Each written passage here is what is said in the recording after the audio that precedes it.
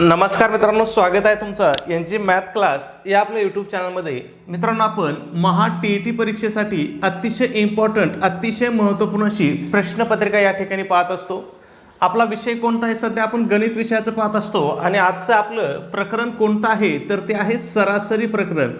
हे आपलं कितवं प्रकरण आहे तर 10वं प्रकरण आहे. म्हणजे याच्या अगोदर आपण 9 प्रकरणं पाहिलेले आहेत. मग जर तो व्हिडिओ तुम्ही पाहिले नसतील तर ते सुद्धा तुम्हाला आपल्या प्लेलिस्टमध्ये जाऊन पाहायचे आहेत. ठीक आहे. मग आता या ठिकाणी आपण कोणते प्रश्न पाहत असतो तर टी परीक्षेमध्ये आतापर्यंत जे काही विचारलेले प्रश्न आहेत तेच प्रश्न आपण या ठिकाणी पाहत असतो. ठीक आहे. मग या ठिकाणी बघा, आजचा आपला पहिला प्रश्न काय आहे? 100 संख्यांची सरासरी 40 आहे. जर त्यापैकी एक संख्या 30 आहे, 30 ऐवजी 70 ही संख्या घेतली व इतर संख्या तशाच ठीक आहे तशाच ठेवल्या तर नवीन सरासरी किती? आता काय सांगितलं आपल्याला? नवीन सरासरी किती येईल असं आपल्याला सांगितलं आहे. ठीक आहे. प्रश्न कधी विचारला होता बघा?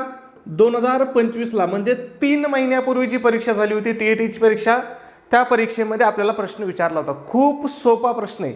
हे प्रश्न जे आहे ना, म्हणजे सरासरी जे प्रकरण आहे ना, याच्यावरचे गणित तुम्हाला वाचायला मोठे वाटतात, वाचताना अवघड वाटतात, पण तुम्ही ज्यावेळेस गणित सोडवाल ना त्यावेळेस ते काय असणार आहे?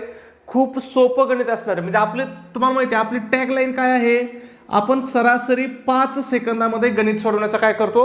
प्रयत्न करत असतो. ठीक आहे. मग तुम्हाला मी काय सांगितलं आधी? सगळ्यात महत्त्वाचं तुम्हाला काय करायचं असतंय? गणित समजून घ्यायचं असतंय. काय करायचं असतंय? आधी गणित समजून घ्यायचं असतं. ठीक आहे. मग या ठिकाणी बघा काय सांगितलं आपल्याला? 100 संख्यांची सरासरी किती आहे? 40 आहे. ठीक आहे. पुढं काय सांगितलंय? त्यापैकी एक संख्या किती आहे? 30 आहे.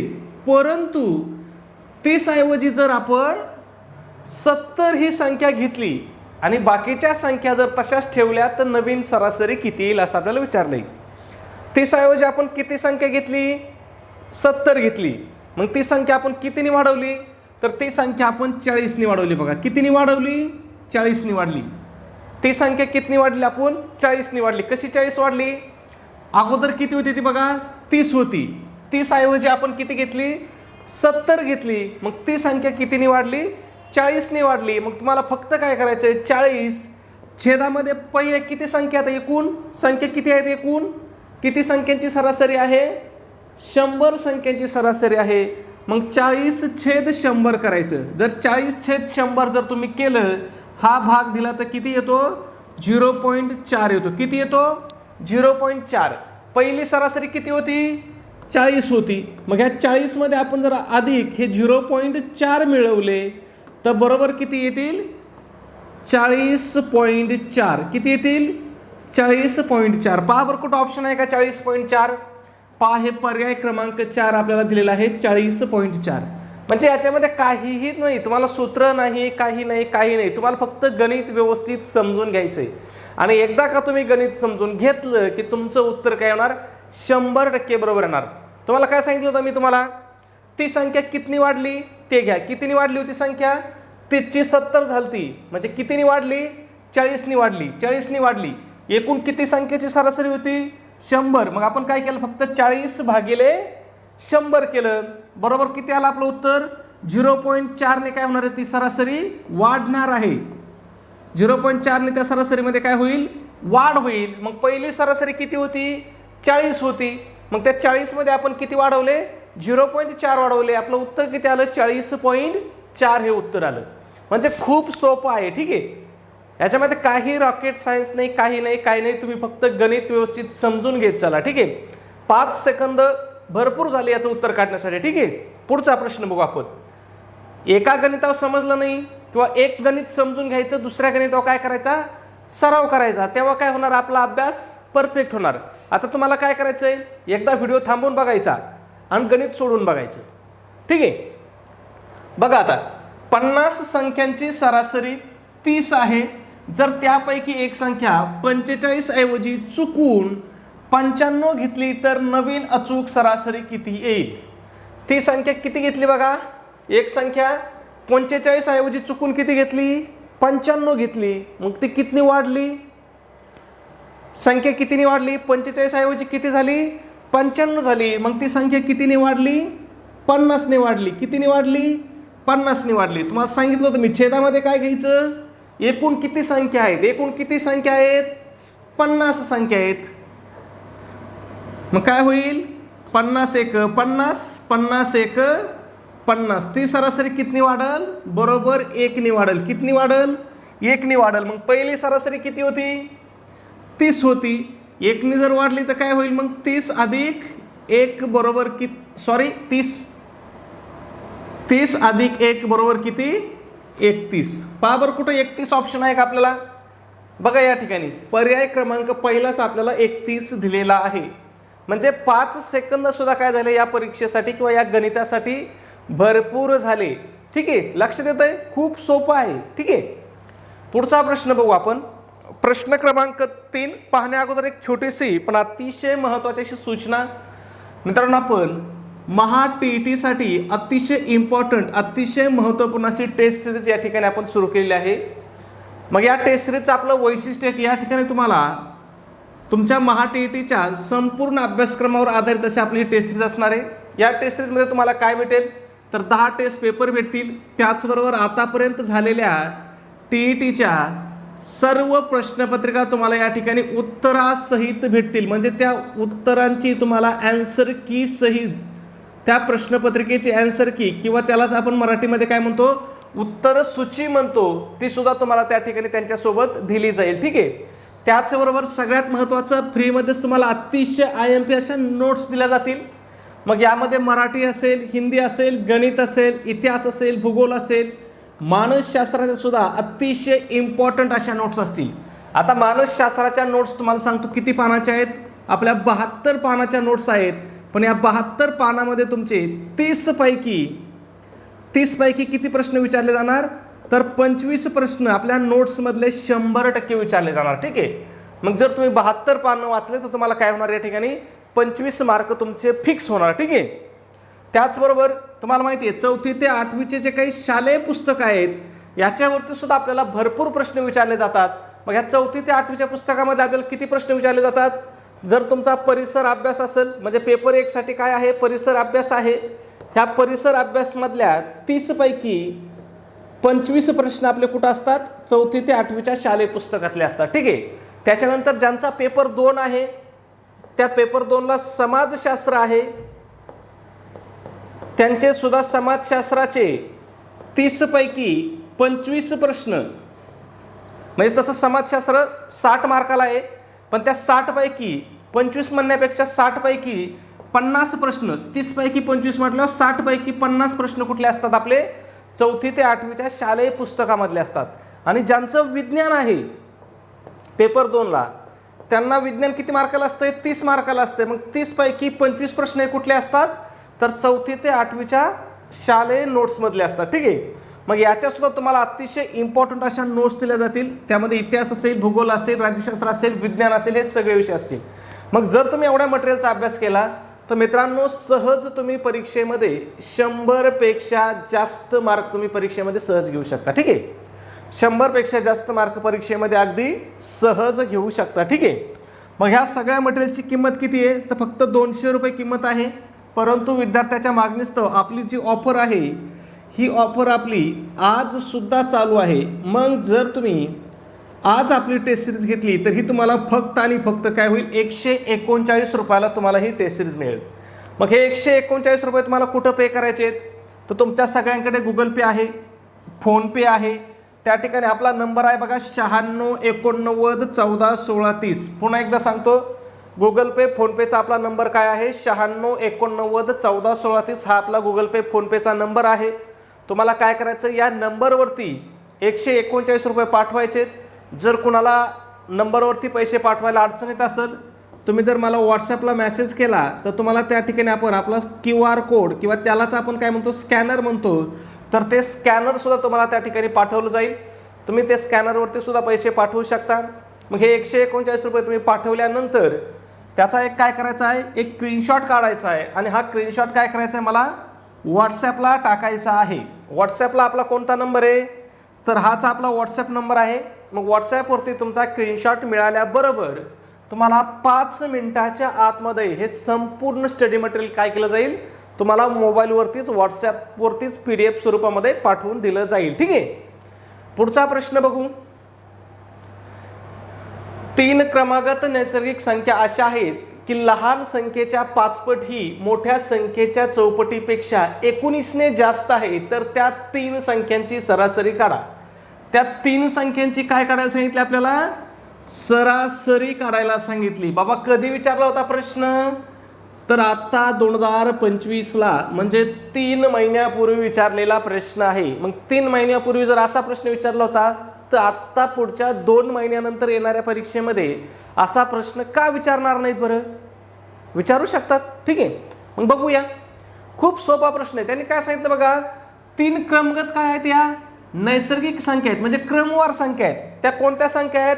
क्रमवार संख्या आहेत. बघा, पहिली संख्या, दुसरी संख्या, ठीक आहे, आणि तिसरी संख्या. आपल्याला काय केलं त्यांनी? 3 संख्या दिल्यात. संख्या कोणत्या आहेत माहिती आहे का आपल्याला? माहीत नाही. मग जर आपण पहिली संख्या x घेतली तर दुसरी संख्या काय असणार आहे? त्याच्या पुढची असणार आहे की नाही? मग काय असेल? x अधिक 1 असेल. तिसरी संख्या काय असेल? x अधिक 2 असेल. ठीक आहे, इथपर्यंत तुम्ही मांडणी केली. सोपं आहे बघा. पहिली संख्या x, कारण त्या कशा येतात? क्रमवार संख्या आहेत. कोणत्या संख्या आहेत? क्रमवार आहेत. मग दुसरी संख्या काय असेल? x अधिक 1 असेल. तिसरी संख्या काय असणार आहे? x अधिक 2 असणार आहे. ठीक आहे, मग आता आपल्याला त्यांनी दिलंय काय ते बघूया. काय दिलंय त्यांनी बघा, लहान संख्येच्या 5 पट. काय? लहान संख्येच्या 5 पट ही मोठ्या संख्येच्या चौपटीपेक्षा 19ने काय जास्त आहे. मग आता याच्यामध्ये लहान संख्या कोणती असणार आहे? ही लहान संख्या आहे. पहिली संख्या लहान आहे, तिसरी संख्या काय आहे? सगळ्यात मोठी आहे. ठीक आहे, मग लहान संख्येच्या 5 पट म्हणजेच काय? लहान संख्या आपली काय आहे? x आहे. याच्या 5 पट काय होईल? मग 5x होईल. काय होईल? 5x होईल. ठीक आहे, बरोबर काय सांगितलं आपल्याला? मोठ्या संख्येच्या चौपटीपेक्षा मोठी संख्या किती आहे आपली? x अधिक 2 आहे. मग याची जर आपल्याला चौपट करायची म्हणलं तर काय करावं लागेल? याला आपल्याला 4 गुणिले किंवा कंसामध्ये x अधिक 2 घ्यावं लागेल. आणि चौपटीपेक्षा किती जास्त? ही 19ने जास्त आहे. मग अधिक 19. एवढी जर तुमचं एकदा समीकरण, तुम्ही ही मांडणी जर एकदा व्यवस्थित केली तर तुमचं उत्तर काय येणार? 100% बरोबर येणार. म्हणजे गणित विषयच आहे. तुम्हाला काय केलेलं असतं? त्यांनी इथं माहिती दिलेली असती आणि ह्या माहितीचं तुम्हाला विश्लेषण करायचं असतं. मग ह्या माहितीचं जर तुम्ही एकदा व्यवस्थित विश्लेषण केलं, ती माहिती जर एकदा व्यवस्थित तुम्ही समजून घेतली आणि एकदा जर तुम्ही ती व्यवस्थित समीकरण रूपात मांडली तर तुमचं उत्तर काय येणार आहे? 100% बरोबर येणार आहे. ठीक आहे, मग समीकरणाची मांडणी कशी केली पुन्हा एकदा सांगतो आपण. पहिली संख्या काय घेतली आपण? x घेतली. दुसरी संख्या आपोआपच काय होईल? त्याच्या पुढची संख्या म्हणल्यावर x अधिक 1 येईल. तिसरी संख्या काय येईल? x अधिक 2 येईल. इथपर्यंत झालं. पुढं आपल्याला काय सांगितलं होतं बघा त्यांनी? लहान संख्येच्या 5 पट. आता लहान संख्या कोणती आपली? x आहे. मग त्याच्या 5 पट म्हटलं आपल्याला काय करावं लागेल? 5 गुणिले x करावं लागेल. मग ते आपण 5x घेतलं. पुढं काय सांगितलंय? मोठ्या संख्येच्या चौपटीपेक्षा मोठी संख्या कोणती आहे? x अधिक 2 आहे. मग त्याची चौपट करायला सांगितले आपल्याला त्यांनी. मग गुणिले 4 केलं आपण. आणि चौपटीपेक्षा सुद्धा काय ती 19ने जास्त आहे म्हटलं, ते 19 सुद्धा आपण त्या ठिकाणी अधिक केले. ठीक आहे, मग समीकरण सोडू. काय होईल? 5x जशाच तसं बरोबर काय होईल? 4 गुणिले x काय होईल? 4x अधिक काय होईल? 4 गुणिले 2, 4 दुने 8 अधिक हे 19 जशाच तसे. आता काय करावं लागेल आपल्याला? हे जे 4x आहेत हे काय करावं लागतील? बरोबरच्या अलीकडे आणावं लागतील. मग काय होईल? 5x वजा 4x बरोबर काय होईल? या दोघांची बेरीज 19 आणि 8 बरोबर किती? 27. आता तुम्ही म्हणता सर हे 4x इकडे आणले पण आपण वजाचं चिन्ह का घेतलं? तर तुम्हाला माहिती आहे हे काय? हे बरोबरच्या पलीकडे आहेत. इथं कोणतं चिन्ह नाही म्हटलं. हे काय आहेत? धन आहेत, प्लस आहेत. मग बरोबरच्या अलीकडे घेताना प्लस असल्यावर काय करावं लागतं आपल्याला? ते मायनस करावं लागतं. मग ते इकडे आले होते काय होतील? वजा होतील. मग 5x वजा 4x बरोबर काय राहील? खाली 1x राहील, म्हणजे फक्त x राहील. मग x बरोबर किती? 27. x बरोबर किती आला आपला? 27 आला. ठीक आहे, पहिली संख्या आपली x होती. x बरोबर किती आला आपला? 27 आला. म्हणजे पहिली संख्या किती आली आपली? 27 आली. दुसरी संख्या काय येईल आपली? x अधिक 1 म्हणजेच काय होईल? 27 अधिक 1 बरोबर किती येईल? दुसरी संख्या आली आपली 28. तिसरी संख्या काय येईल आपली? x अधिक 2 म्हणजेच किती? 27 अधिक 2 बरोबर किती येईल? 29. 3 संख्या मिळाल्या आपल्याला बघा. पहिली संख्या आहे 27, दुसरी संख्या आहे 28, तिसरी संख्या आहे 29. आणि आपल्याला काय विचारलंय? त्या 3 संख्यांची सरासरी. आता तुम्हाला माहिती आहे क्रमवार संख्येची सरासरी ही काय असते, मधली संख्या असते. मग या 3 मध्ये मधली संख्या कोणती आहे, 28 आहे. मग आपलं उत्तर काय असणार आहे, 28 हेच आपलं उत्तर असणार आहे. लक्षात येतंय, खूप सोपं आहे मित्रांनो. फक्त तुम्ही हे जर समीकरण एकदा व्यवस्थित मांडलात, हे तुम्हाला x, x+2, x+3 हे मांडणी करायची गरज आहे का, अजिबात गरज नाही तुम्हाला. तुम्ही डायरेक्ट समीकरण मांडू शकता आणि डायरेक्ट उत्तर काढू शकता. पण हे कशाने शक्य आहे, तुम्हाला सरावाने शक्य आहे.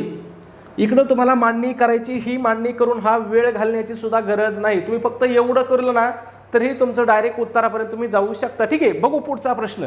याच पद्धतीचा एक प्रश्न आपण घेतलेला आहे. बघा काय सांगितलंय, 3 क्रमागत नैसर्गिक संख्या अशा आहेत की सर्वात मोठ्या संख्येची तिप्पट, सर्वात मोठ्या संख्येची तिप्पट ही सर्वात लहान संख्येच्या दुपटीपेक्षा 22ने जास्त आहे. तर त्या 3 संख्यांची सरासरी कोणती. तुम्हाला काय सांगितलं होतं मी, पहिली संख्या x घ्यायची, मग दुसरी संख्या काय येईल, x+1 येईल, तिसरी संख्या काय येईल, x+2 येईल. आता याच्यातली मोठी संख्या कोणती आहे, x+2 मोठी संख्या आहे. काय आहे, x+2 मोठी संख्या. मग त्यांनी काय सांगितलंय, मोठ्या संख्येच्या तिप्पट, म्हणजे ह्या x+2च्या तिप्पट. मग याची जर तिप्पट केली तर काय होईल, 3 × x काय होईल, 3x अधिक काय होईल, 3 × 6 होईल. मग 3x अधिक 6 बरोबर काय सांगितलंय, लहान संख्येच्या दुपटीपेक्षा 22ने. लहान संख्या कोणती आहे, x लहान आहे, याचे दुप्पट म्हटलं काय होईल, 2x अधिक काय होईल, 22ने जास्त आहे म्हटलं अधिक 22. झालं समीकरण मांडून. काय अवघड आहे काय याच्यामध्ये, काहीच नाही. सोडा काय होईल मग, 3x वजा हे 2x बरोबर काय होईल, 22 वजा हे 6. विषय संपला. मग 3x मधून 2x गेले, खाली राहील x बरोबर काय होईल, 22 मधून 6 गेले किती राहतील, 16. x बरोबर किती आलं, 16 आलं. मग पहिली संख्या आपली किती आली, 16. दुसरी संख्या किती येईल, 17. आणि तिसरी संख्या किती येईल, 18. आपल्याला काय विचारलंय, त्या 3 संख्यांची सरासरी विचारली. मग तुम्हाला माहिती आहे मधली संख्या ही सरासरी असते. मग उत्तर किती येईल आपलं, 17 हे उत्तर येईल. आहे का याच्यामध्ये काही वेगळं, काही तुम्हाला काही सूत्रपाठ करायची गरज आहे की काय गरज आहे की काही, तुम्हाला काहीच पाठ करायची गरज नाही. फक्त तुम्हाला गणिताच्या बेसिक संकल्पना समजून घ्यायच्या आहेत. ठीक आहे, पुढचा प्रश्न बघा, 5 नंबर. 1 ते 91 या नैसर्गिक संख्यांची सरासरी किती. आता काय सांगितलं आपल्याला, या नैसर्गिक संख्याची सरासरी काढायला सांगितली. कधी विचारला होता प्रश्न, 2024ला, म्हणजे 1 वर्षापूर्वी विचारला होता. ठीक आहे, बघूया. मग तुम्हाला मी याच्या आधीही सरासरी कशी काढायची हे सांगितलेलं आहे. ठीक आहे, तरी परत सांगतो तुम्हाला, सरासरी काढताना फक्त काय करायचंय, पहिली संख्या. आता कोणत्या संख्यांची सरासरी काढताना हे लक्षात घ्या, नैसर्गिक संख्यांची सरासरी काढताना तुम्हाला काय करायचंय, पहिली संख्या किती आहे, 1 आहे, अधिक काय करायचंय, शेवटची संख्या किती आहे, शेवटची संख्या 91 आहे. ठीक आहे, आणि छेदामध्ये फक्त काय करायचंय, 2 करायचंय. फक्त एवढी मांडणी करायची, तुमची सरासरी येऊन जाईल. मग काय होईल, 1 अधिक 91 बरोबर काय होईल, 92 छेद किती, 2. 92ला जर 2नी भाग दिला, भाग देऊन बे 1 बे, बेचोक किती 8, पुढं किती राहिले, 1 राहिला, 2 घेतले 12 झाले, बेसक 12 म्हणजे किती 46 बरोबर किती 46. मग 1 ते 91 या संख्यांची सरासरी किती आहे मित्रांनो, 46 आहे. बघा कुठं ऑप्शन आहे का, 46 आहे. 46. किती वेळ लागेल याला, 1 मिनिट लई झाला. काय झाला, 1 मिनिट भरपूर झाला. आता इथंच दुसरा प्रश्न अजून एक विचारला जातो, 1 ते 91 या नैसर्गिक संख्यांची बेरीज किती. काय विचारलं जातं, बेरीज किती. हाही प्रश्न याच ठिकाणी विचारला जातो. ठीक आहे, मग आता यांची बेरीज जर करायची असेल तुम्हाला, तर आपल्याला फक्त काय करावं लागेल, यांची सरासरी किती आली आपली 46 गुणिले एकूण संख्या किती आहेत, एकूण संख्या किती आहेत, ह्या 91 आहेत. मग 46 गुणिले 91 करावं लागेल. याची बेरीज काय होईल आपल्याला, येऊन जाईल. गुणाकार करून घ्यायचा का, करून घेऊ आपण. ठीक आहे, 46 गुणिले 91, 46 गुणिले 91. ठीक आहे, करून टाकू गुणाकार. काय होईल, 6 जशाच तसे, 4 जशाच तसे, इथं राहील 0, 9 सक 54 किती, 4 हातचे आले 5, 9 चोक 36 आणि 5 किती 41. यांची काय करावं लागेल, बेरीज करावं लागेल. 6 6, 4 आणि 4 8, 1 1 आणि 4 4 किती 4186. ही काय असणार आहे, यांची बेरीज असणार आहे. मग तुम्हाला बेरीज विचारू द्या, सरासरी विचारू द्या, काहीही विचारू द्या, तुम्हाला काहीही जास्त गडबड करायची नाही, गोंधळ करायचा नाही, सोपं आहे. ठीक आहे. पुढचा प्रश्न बघा 6 नंबर. 1 ते 67 या नैसर्गिक संख्यांची सरासरी किती. मला सांगा बरं, तुम्हाला जर असा प्रश्न विचारला तर किती वेळ लागेल बरं तुम्हाला प्रश्न काढायला, उत्तर काढायला. बघा काय करायचं आहे, 1 ते 67. मग तुम्हाला काय सांगितलं मी, पहिली संख्या अधिक शेवटची संख्या छेदामध्ये किती घ्यायचे 2. मग 1 आणि 67 बरोबर किती होईल 68. छेदामध्ये 2 घेतले किती होईल, उत्तर आपलं 34 आहे का. 34 आहे या ठिकाणी 34. किती वेळ लागला, 5 सेकंद भरपूर होते मित्रांनो. मी तर म्हणतो तुम्हाला हातात पेन घ्यायची सुद्धा गरज नाही, तुम्ही हे मनातली मनात करू शकता. 1 आणि 67 किती झाले 68. 68चे निमे करायचे, 68चे निमे किती 34. कशाला याला पेन हातात घ्यायची गरज आहे का गरज, काहीच गरज नाही. आणि हे परीक्षेमध्ये विचारलेले प्रश्न आहेत बाबांनो, तुम्हाला मी पुराव्यासहित सांगतो. तुम्हाला माझा विश्वास नाही, 2024ची प्रश्नपत्रिका काढून बघा. कधीची 2024ची. त्याच्यामध्ये हा जर प्रश्न नसला तर मी तुम्हाला गणित शिकवायचं नाही, माझं यूट्यूब चॅनल आणि अकॅडमीच बंद करून टाकतो. आपल्याला काय करायचं खोटं बोलून. ठीक आहे. पुढच्या प्रश्नाकडे जाऊ. प्रश्न क्रमांक किती आपला 7 आहे. एका कार्यालयातील सर्व कर्मचाऱ्यांचा सरासरी पगार 3000 आहे. सरासरी पगार 3000 आहे. त्यापैकी 12 कर्मचाऱ्यांचा सरासरी पगार 4000 रुपये आहे आणि उरलेल्या कर्मचाऱ्यांचा सरासरी पगार, याच्यावरती एक गणित राहिले काय मला वाटतं आपलं नाही. ठीक आहे बरं, ठीक आहे, हेच गणित करू आधी, याच्या खाली असेल दुसरं मग. ठीक आहे. एकच गणित आपलं डबल टाईप करण्यात आलं. ठीक आहे, काय हरकत नाही. इथं दुसरं गणित होतं परीक्षेमध्ये विचारलेलं आपल्याला, त्याच्याऐवजी आपल्याकडून दुसरंच गणित या ठिकाणी आलं आहे. बरं ठीक आहे, काय हरकत नाही. मी कोणतं गणित होतं हे लगेच 1 मिनिटात बघतो आणि ते गणित आपलं या ठिकाणी घेऊ आपण, म्हणजे ते परीक्षेमध्ये असणारं गणित आपण घेऊ. मग काय होईल आपल्याला,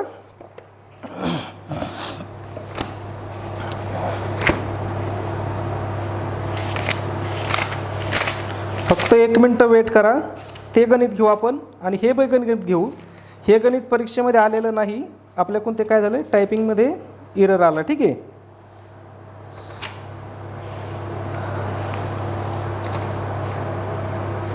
हां ठीक आहे. गणित काय होतं आपलं बघा. एका कारखान्यातील सर्व कामगारांचा पगार 8000 आहे. आता एका कारखान्यातील सर्व सरासरी पगार समजा इथं 8000 घेऊ आपण. ठीक आहे. हे 3000 वरती मी काट मारतो, किती आहे 8000 आहे. त्यापैकी 7 काम, ठीक आहे, या 12 ऐवजी काय आहे 7 आहे. 7 अधिकाऱ्यांचा सरासरी पगार किती आहे 12000 आहे आणि उरलेल्या कर्मचाऱ्यांचा सरासरी पगार 6000 आहे. तर त्या कार्यालयातील एकूण कर्मचाऱ्यांची संख्या किती, त्या कार्यालयातील एकूण कर्मचाऱ्यांची संख्या किती. आता हे गणित आपल्याला परीक्षेमध्ये विचारलं होतं. ठीक आहे. फक्त आता गणितामध्ये बघा, कर्मचाऱ्याऐवजी इथं काय शब्द होता, कामगारांचा शब्द होता. ठीक आहे. पण आता कामगार काय असला आणि कर्मचारी काय असला, दोन्ही एकच आहे. ठीक आहे. आणि हे गणित कधी विचारलं होतं, हे 2019ला गणित विचारलं होतं. मग बघा आपल्याला काय सांगितलंय, सर्व कर्मचाऱ्यांचा सरासरी पगार किती दिलाय 8000 दिलाय. त्यापैकी 7 अधिकाऱ्यांचा किंवा 7 कर्मचाऱ्यांचा सरासरी पगार किती दिलाय 12000 दिलाय आणि उरलेल्या कर्मचाऱ्यांचा सरासरी पगार किती दिलाय 6000 दिलाय. तर आपल्याला विचारले बाबा त्या कार्यालयामध्ये एकूण कर्मचारी किती आहेत. तुम्हाला अजिबात घाबरायचं नाही, सोपं सांगतो. पहिल्यांदा आपल्याला 7 कर्मचाऱ्यांची सरासरी किती दिली, 7 अधिकाऱ्यांच्या सरासरी आपल्याला 12000 दिली. किती दिली 12000 दिली. किती दिली 12000. आता इथे लक्षात घ्या, हे काट मारलेले आकडे घेऊ नका, हे मी लाल पेनाने लिहिलेले आकडे घ्या. ठीक आहे. किती दिली 12000. दुसरं आपल्याला सरासरी दिली, पण किती कर्मचाऱ्याची दिली माहिती आहे का आपल्याला, माहीत नाही. मग ते कर्मचारी X घेऊ, पण त्यांची सरासरी किती दिली आपल्याला 6000 दिली. किती दिली 6000 दिली. ठीक आहे. एवढी सोपी पद्धत सांगतो ना की तुमचं चुटकीसरशी उत्तर आलं पाहिजे. जर तुम्ही प्रश्न पाहिला ना तर प्रश्न इतका मोठा वाटतो की असं वाटतं अरे बाबा याच्यात काय काय करायचंय, काही करायचं नाही, फक्त आपला चॅनल बघायचा, आपले व्हिडिओ बघायचे, चुटकीसरशी तुम्ही उत्तर काढताल. आता काय करायचं, या दोघांच्या मध्ये दिलेली संख्या लिहायची. पहिली सरासरी किती ती लिहायची.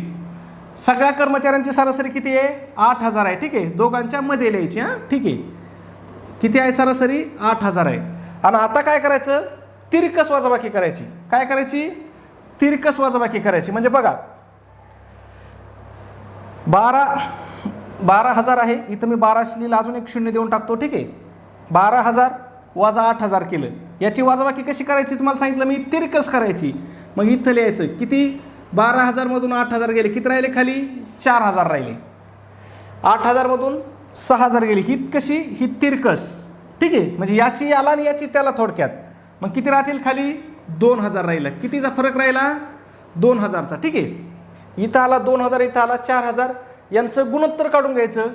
2,000 4,000 म्हटलं यांचं गुणोत्तर काय होईल, हे 3 शून्य जातील, हे 3 शून्य जातील. म्हणजे यांचं गुणोत्तर काय आलं, 2/4 आलं. किती आलं गुणोत्तर, 2/4 आलं. ठीक आहे, गुणोत्तर काढण्यासाठी आपण फक्त काय केलं, तिरकस वजाबाकी केली. काय केली आपण, तिरकस वजाबाकी केली. ठीक आहे, लिहून देतो बाबा, जर ऐकून येत नसेल, सांगता व्यवस्थित लक्षात. तर यांची फक्त काय केली आपण, वजाबाकी केली. आपल्याला तिरकस गुणोत्तर आलं. ह्या 7चं गुणोत्तर किती आलं आपलं, 2 आलं. 1चं गुणोत्तर किती आलं आपलं, 4 आलं. मग x कर्मचारी काढून घेऊ. 7चं गुणोत्तर किती आलंय आपलं, 2 आलंय. मग x कर्मचाऱ्याचं गुणोत्तर काय येईल, 4 येईल. यांचा काय करावं लागणार आपल्याला, तिरकस गुणाकार.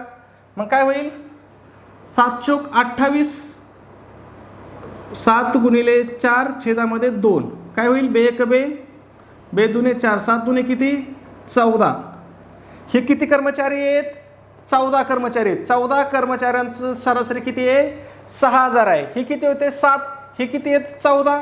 आपल्याला काय विचारलंय, एकूण कर्मचारी. मग 7 अधिक 14, 7 अधिक 14 बरोबर एकूण किती कर्मचारी आहेत, 21 कर्मचारी आहेत. कुठे ऑप्शन 21.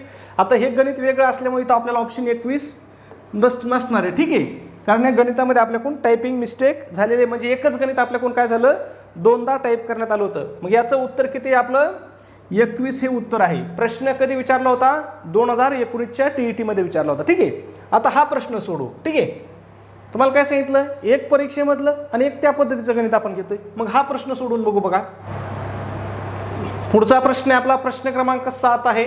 एका कार्यालयातील सर्व कर्मचाऱ्यांचा सरासरी पगार 3,000 रुपये आहे. त्यापैकी 12 अधिकाऱ्यांचा सरासरी पगार 4,000 रुपये आहे आणि उरलेल्या कर्मचाऱ्यांचा सरासरी पगार 2,500 रुपये आहे. तर त्या कार्यालयातील एकूण कर्मचाऱ्यांची संख्या किती असं आपल्याला या ठिकाणी विचारलंय. ठीक आहे, मग या ठिकाणी बघूया आपण. आपल्याला तुम्हाला मी काय सांगितलं होतं, मी 12 अधिकारी दिलेत, त्यांची सरासरी पगार किती दिलाय, 4,000 दिलाय.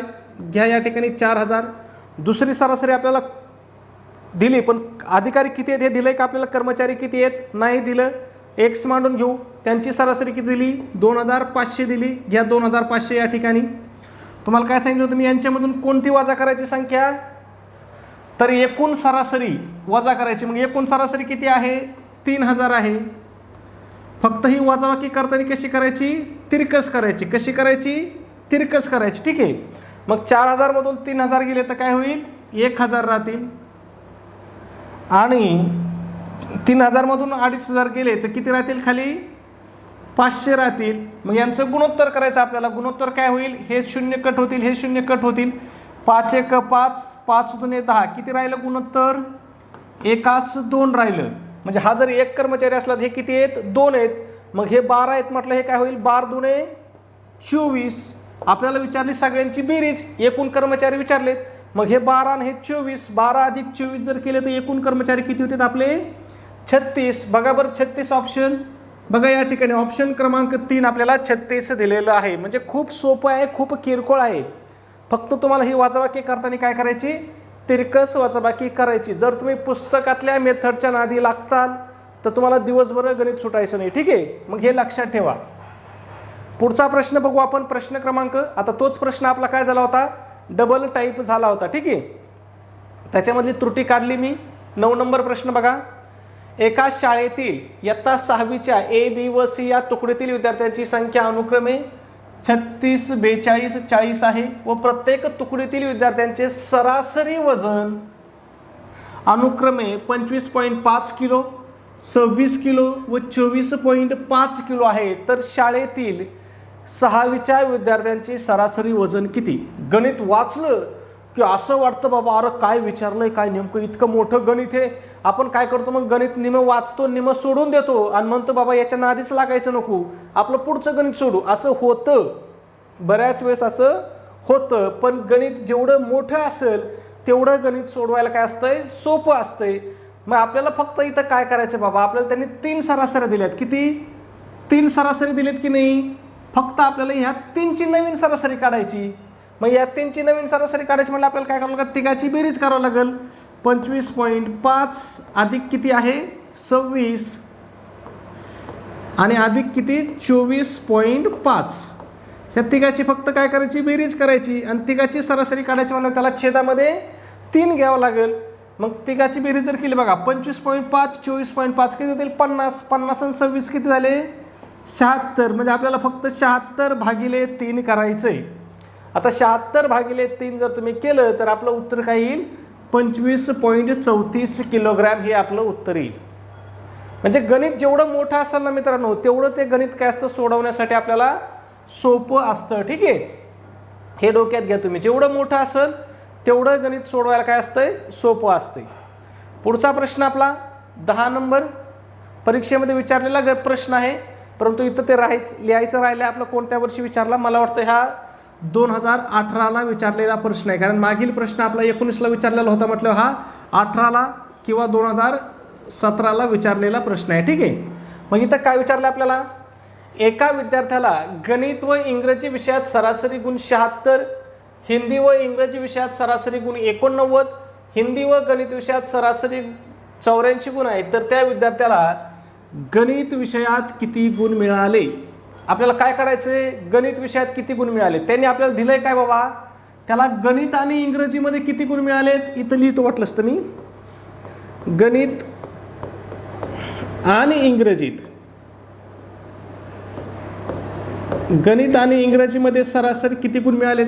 किती गुण मिळालेत त्याला, 2 विषयामध्ये 76 गुण मिळालेत. ठीक आहे, 76. पुढं काय सांगितलं त्यांनी आपल्याला, 3 माहिती दिल्यात की नाही. दुसरी माहिती काय सांगितली आपल्याला, हिंदी व इंग्रजी विषयात 89, हिंदी आणि इंग्रजी विषयामध्ये त्याला मिळून किती गुण मिळालेत 89. आणि तिसरी माहिती काय दिली आपल्याला त्यांनी, हिंदी आणि गणित, हिंदी आणि गणित याच्यामध्ये किती मिळाले त्याला 84. आणि विचारलंय त्याला गणितामध्ये किती मिळालेत असं आपल्याला या ठिकाणी विचारलंय. ठीक आहे, अजिबात घाबरायचं नाही. तुम्ही म्हणता मोठं गणित आहे आता कसं सोडायचं, काहीच करायचं नाही. आपल्याला विचारलंय कोणाचं, गणिताचं विचारलंय की नाही. मग आधी ज्याच्यामध्ये गणित असेल ना ते 2 अंक मांडून घ्यायचे. बघा इथं गणित आहे, इथं गणित आहे, बरोबर. ज्याच्यामध्ये गणित आहे ते 2 मांडून घ्यायचे. इथं गणित आहे, इथं गणित आहे.